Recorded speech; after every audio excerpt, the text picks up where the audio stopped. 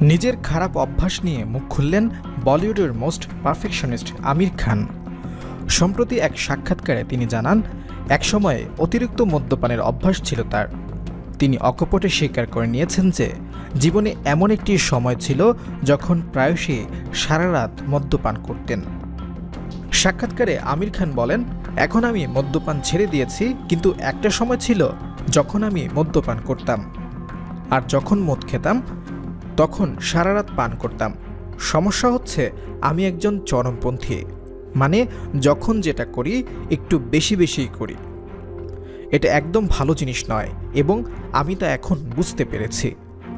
অনেক সময় এরকম হয়, আমি বুঝতে পারি আমি ভুল করছি, কিন্তু নিজেকে থামাতে পারি না।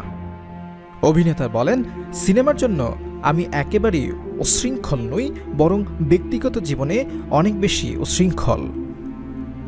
তিনি জানান, যখন কোনো ছবিতে কাজ করেন তখন জীবনে এই ধরনের কোনো সমস্যাই আসে না। সে সময় কড়া শৃঙ্খলার মধ্যে নিজেকে রাখেন। প্রসঙ্গত 2023 সালের অক্টোবর মাসে আমির খান সিতারে জমিন পার ছবির ঘোষণা করেন। এতে প্রধান চরিত্রে অভিনয় করবেন আমির, দর্শিল সাফারি ও জেনেলিয়া দেশমুখ, যা 2007 সালে তারে জমিন পার চলচ্চিত্রের সিকুয়েল। আরএস সম্পূর্ণ 2018 সালের স্প্যানিশ চলচ্চিত্র চ্যাম্পিয়ন্স অবলম্বনে এই সিকুয়েলটি পরিচালনা করছেন।